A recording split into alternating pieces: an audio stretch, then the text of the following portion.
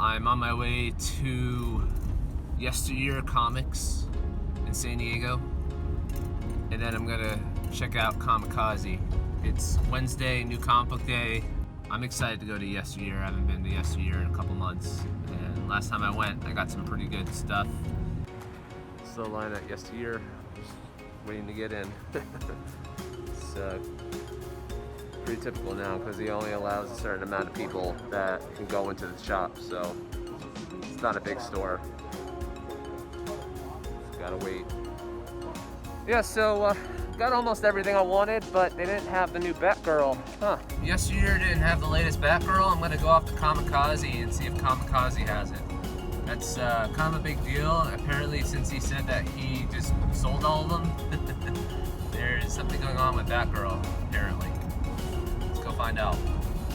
I went to Yesteryear, I went to Kamikaze in Claremont Mesa, but now I'm gonna go to Kamikaze on Liberty Station and see if I can get an extra copy of Batgirl, because I got the 50th issue of Batgirl and the variant, but I want to see if I can get another copy of it. One to read and then one to send off to CGC. So this is Liberty Station, in case you've never been here before. It used to be a Navy base, and it was all barracks, and they turned it into a shopping center slash mostly restaurants and a couple of supermarkets. Thank you for telling me. Yeah, so the Kamikaze just closed because of the pandemic, because of COVID. So the only one left is on Claremont Mesa, in case you guys didn't know. So even the museum, I think, closed too. You said the museum closed? Oh wow. Okay, thank you. So I want to start off doing a review on what I read today.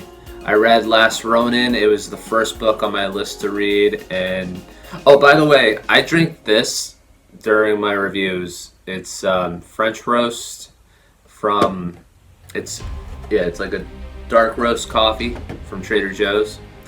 Excellent, very affordable, and I use cocoa almond milk because I'm a health freak like that. For the majority of the first issue, I'm kind of like trying to figure out like what's actually happening.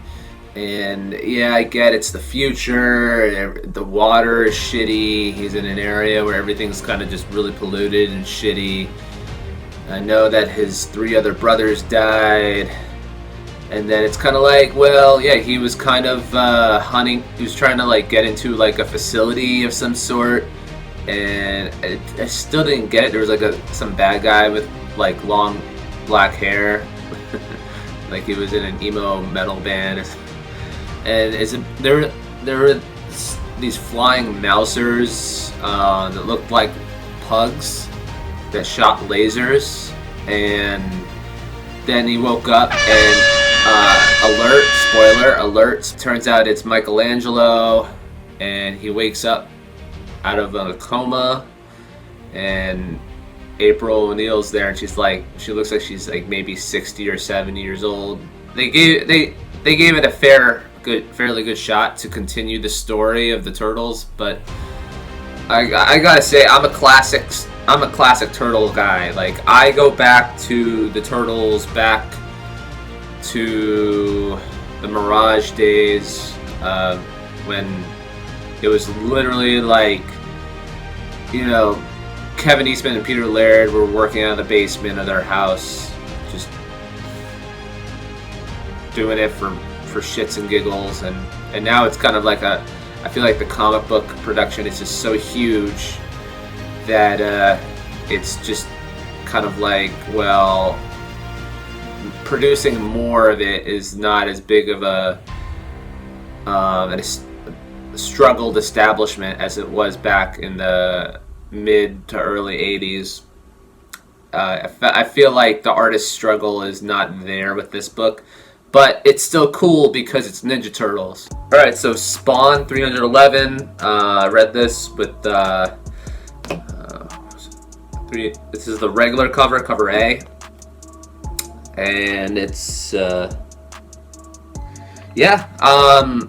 Spawn is heating up some more. It's getting interesting. again, I go back to Spawn 1.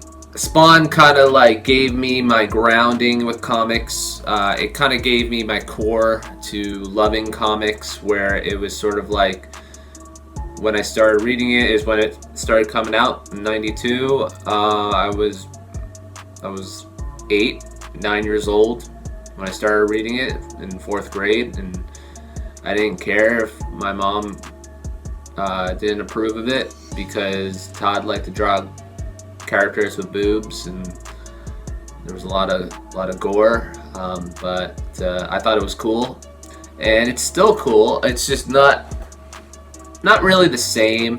There's some interesting characters, like a character that first appearance is Red Meat, and he's kind of like a Dracula kind of guy, where it's like a bunch of bats come into a window, and all of a sudden you see this guy in a tuxedo, and like, I don't think they introduced him as Red Meat. I just saw that in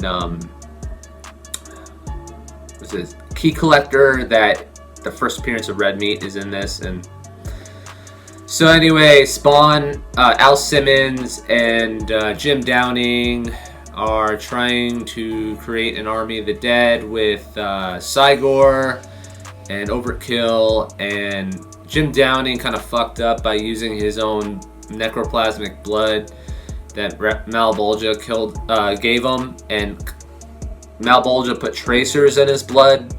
So now that he put his blood into Overkill and Cygor, Malbolgia could trace him down, and it's been I need to catch up on this series, because first of all, I thought Spawn killed Malbolgia a long time ago. I thought Jim Downing died in 250, or he got sent to hell, because he gets sent to hell and Al Simmons comes back. So I don't really know what's going on, but I know that's what's happening in this issue. And so Jim Downing and Al Simmons kind of duke it out a little bit. It's kind of like, well, they kind of have to go about it this route because it's issue 311.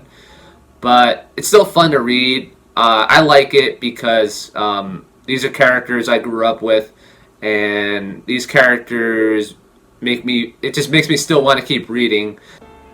Alright, so now we're on to Batgirl 50. This is the variant cover, because the cover A I didn't want to read, because I want to send it off to CGC, because it looked like it was a 9.8, like a solid 9.8. So I put it in a top loader. So I wanted to read this one, because this one's not a 9.8. This one's maybe a 9.2, 9.0.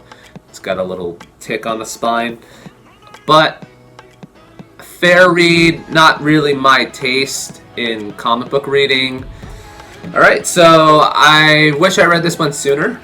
It's called The Unholy Bastards vs. the Future. It's from the pages of Goon, the big bulky dude with the taxi driver hat, and the short scrawny dude that fight zombies. But it's like they go traveling in time back to their past, and they're trying to get a bike back from these like thieves, and it's pretty cool. I like the jokes, the lines. I like the line where the guy's like, I had to pee on a bed once because it was on fire. So I was like, all right, you didn't just pee the bed, you had to put the fire out in the bed. I'll pick up issue 2 if it comes around. I wouldn't say the least, but it's definitely last. The Department of Truth, issue 1, because issue 2 just came out. So I thought, well, everyone's kind of saying it's good to read, but I read it and it's not really my style. The art seems kind of sloppy. I think I'll pass on the second issue. It didn't seem like at the end of the comic I was like that eager to read anymore. I was kind of tired. So anyway, comic fans, just if you like what you just saw, hit that like button and subscribe. And thank you for watching my video.